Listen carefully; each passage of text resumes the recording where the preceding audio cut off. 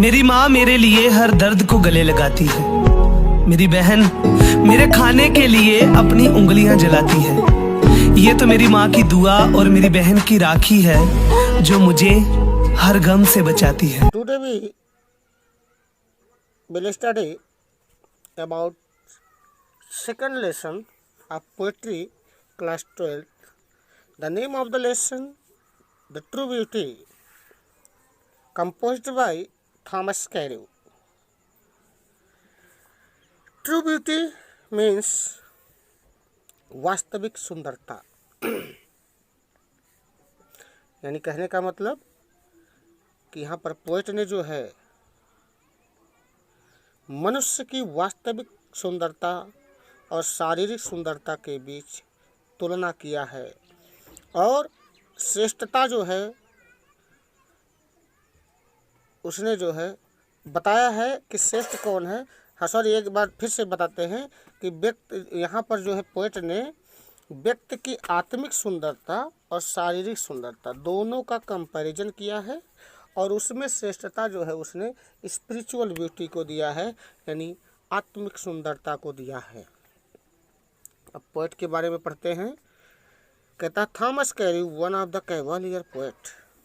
का Thomas Carew एक cavalier poet थे। Was born in western Beckham in 1958। इनका जन्म जो है 1598 में पश्चिमी बेकहम में हुआ था। His father's name was sir Matthew कैर्यू। इनके पिताजी का नाम मैथ्यू कैर्यू था। इनका नाम थॉमस कैर्यू था और इनके पिता का नाम मैथ्यू कैर्यू था। Who was a master in chancery. तो चांसरी में एक टीचर थे। He was educated at Corpus Christi Oxford. Oxford से रिलेटेड कार्पस क्राइस्ट नामक स्कूल से इन्होंने अपनी शिक्षा प्राप्त किया। He got favour of King Charles first. उसके बाद ये जो है राजा चार्ल्स प्रथम के संपर्क में आए and was appointed to an office at his court. और उनके ही कोर्ट में दरबार में एक ऑफिस में इनको नियुक्त किया गया। He was a true disciple of Ben Jonson. ये बेन जॉनसन के एक सच्चे शिष्य थे। बेन जॉनसन भी एक पोएट थे, जाने माने फेमस पोएट थे। He was also influenced by done. इसके बाद ये जॉन डन के द्वारा भी जो है इन्फ्लुएंस यानी प्रभावित हुए। So he wrote a fine elegy on Donne. और इसी नाते जब जॉन डन की मृत्यु हुई तो उनकी याद में इन्होंने एक एलिजी की रचना किया। एलिजी पोएट्री का एक भाग है जो किसी व्यक्ति के मरणोपरांत उसकी याद में इन्हें शोक गीत के रूप में लिखा जाता है। His longest and the masterpiece creation the rapture is a fine love poem. इनका जो सबसे अच्छा सबसे फेमस जो रचना है उसका नाम है द रैप्चर, जो एक प्रेम प्रसंग युक्त कविता है। ही also wrote a number of graceful song and lyrics. इसके अलावा इन्होंने बहुत से शानदार गीतों और लिरिक्स का जो है प्रयोग मतलब रचना किया। The true beauty is one of them. True beauty भी उन्हीं लिरिक्स में से एक है। His poems are highly musical. इनकी कविताएं जो है उच्च स्तरीय संगीतबद्ध हैं। तो ये था थोड़ा सा परिचय था, संक्षिप्त इंट्रोडक्शन था about Thomas Carew. Now let's we study about the poem. The poet prefer spiritual beauty to physical beauty. अभी बताया ना आपको, कवि ने यहाँ पर जो है दो सुंदरताओं के बारे में वर्णन किया है। एक स्पिरिचुअल ब्यूटी, दूसरा फिजिकल ब्यूटी, यानी आत्मिक सुंदरता और दूसरा शारीरिक सुंदरता। He says that physical charm decay with the passage of time. कब कहता है कि फिजिकल चार्ज यानी शारीरिक जो आकर्षण है सुंदरता है decay with passage of time, उस समय बीतने के साथ साथ क्या होता है धीरे धीरे समाप्त हो जाता है। And with the DK of the charms the intensity of lovers feeling also decline. और इन आकर्षण के कम होने के साथ साथ एक प्रेमी के अंदर जो उन फिजिकल ब्यूटीज के प्रति उसकी जो भावनाएं होती हैं, जो आकर्षण होता है उसके प्रति, वो भी क्या हो जाता है, धीरे धीरे कम हो जाता है। इसके बाद कहता है but spiritual beauty never dies, लेकिन आत्मिक सुंदरता कभी समाप्त नहीं होती। The poet dear for glorify the beauty of mind and soul. इस प्रकार से कवि जो है यहाँ प्रशंसा करता है किसकी, beauty of mind and soul, मानसिक और आत्मिक सुंदरता की। हुई चीज़ ट्रू ब्यूटी, जो वास्तविक सुंदरता है, एंड इग्नोर्स फिजिकल चार्म्स, और शारीरिक आकर्षण, शारीरिक सुंदरता को वो अनदेखा करता है। If it is divide of virtue, यद्यप यही जो है इनके गुणों को क्या करता है, डिवाइड करता है, भिन्न भिन्न अलग अलग करता है। अब आगे आते हैं हम लोग पोएम के बारे में। फर्स्ट स्टेंजा में जो है कवि ने जो है शारीरिक सुंदरता के बारे में बताया है। कहा ही दैट लव्स अ रोजी चीक्स आर वो ए कोरल लिप्स एडमायर्स।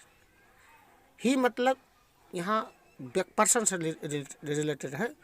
तो कहा ही दैट लव्स अ रोजी चीक्स, कहा वह व्यक्ति जो प्रेमी होता है रोजी चीक्स, गुलाबी गालों का, कहने का मतलब गुलाब के समान उन गालों का, आर कोरल लिप्स या मूंगे के समान ओठों का, लाल मूंगे के समान लाल ओठों का जो प्रशंसक होता है, or from star like eyes, या कुछ लोग क्या होते हैं, फ्रॉम स्टार लाइक आइज, चमकीली आँखों के शौकीन होते हैं, आकर्षक होते हैं, और fuel to maintain his fire, और ये सारी सुंदरता पाने के लिए क्या करते हैं, fuel to maintain his fire, उसकी आग, उसकी तीव्र इच्छाएं अपने मन में हमेशा बनाए रखते हैं। As old time makes this decay, लेकिन जब ओल्ड टाइम आता है, यानी समय व्यतीत होता जाता है, मेक्स दिस डीके, ये सारी चीज़ें क्या होती हैं, ये सारा आकर्षण धीरे धीरे कम हो जाता है। और इसी प्रकार से his flame must waste away, उसके अंदर का लव, उसके अंदर की तीव्र इच्छाएं भी क्या होती हैं, मस्ट वेस्ट अवे, वो भी धीरे धीरे नष्ट हो जाती हैं, समाप्त हो जाती हैं। यानी कहने का मतलब कि जो व्यक्ति फिजिकल ब्यूटीज का शौकीन होता है, एक टाइम तक तो उसके अंदर तीव्र इच्छाएं उसको पाने के लिए लालायित होती हैं, लेकिन जैसे जैसे समय व्यतीत होता जाता है, उसकी ये इच्छाएं और ये सुंदरताएं सब धीरे धीरे क्या हो जाती हैं, समाप्त हो जाती हैं। अब अगले स्टेंजा में स्पिरिचुअल ब्यूटी की बात करता है। कहता है but a smooth and street fast mind, कहता परंतु या लेकिन एक संतुलित मस्तिष्क जो होता है, जेंटल थॉट, जिसके अच्छे विचार होते हैं, एंड काम डिजायर, और इच्छाएं शांत होती हैं। कहा जिस व्यक्ति का मस्तिष्क नियंत्रित हो, संतुलित हो, जिसके विचार अच्छे हो, जिसकी इच्छाएं शांत होती हैं, heart with equal love combined, और उसका हृदय का जो प्रेम होता है वो एक समान होता है, यानी उसमें उतार चढ़ाव नहीं होता है। Kind will never dying fire, कभी भी उसके अंदर की ये इच्छाएं समाप्त नहीं होती हैं। और लास्ट में कहता है वेयर दीज आर नॉट, कहा जहाँ पर ये चीज़ें नहीं पाई जाती, यानी कहने का तात्पर्य लास्ट में कहता है पोएट कि जिन लोगों के अंदर ये गुण नहीं पाए जाते हैं, आई डिस्पाइस मतलब घृणा करना, कहा मैं उनसे घृणा करता हूँ। किससे, लवली चीक्स और लिप्स आर आइज, यानी गुलाबी गालों, मूंगे के समान ओठों और चमकीली आँखों के जो प्रेमी होते हैं, कहता है मैं उनसे घृणा करता हूँ। यानी कहने का तात्पर्य मनुष्यता का जो गुण है वो क्या होता है कि उसके अंदर क्या होना चाहिए, आत्मिक सुंदरता का आकर्षण होना चाहिए। क्यों? क्योंकि शारीरिक सुंदरता का आकर्षण जो है वो धीरे धीरे समाप्त हो जाता है और व्यक्ति के अंदर जब आत्मिक सुंदरता जब अगर वो आ जाती है तो वो जीवन के अंत तक उसके अंदर उसकी चमक, उसकी ललक, उसकी चाह हमेशा बनी रहती है, यानी वो कभी समाप्त नहीं होता है। तो ये था थॉमस कैर्यू की एक छोटी सी रचना द ट्रू ब्यूटी, यानी वास्तविक सुंदरता के बारे में यहाँ कवि ने वर्णन किया था, जिसके बारे में मैंने आपको बताया। अब आप इन दोनों स्टेंजास को एक्सप्लेन करेंगे। एक्सप्लेन करने के बाद आप जो है अपने नोटबुक में अच्छे से इसको तैयार करेंगे। कहीं कोई दिक्कत होगी आप जो है कमेंट बॉक्स में जाके कमेंट करेंगे। किसी शब्द की मीनिंग आपको दिक्कत होगी तो आप मैसेज करेंगे। यानी कहने का मतलब किसी भी तरह का कोई समस्या होता है तो आप तुरंत कांटेक्ट करेंगे। आई होप आपको समझ में आया होगा। इसी के साथ आज के लिए इतना ही। Thank you.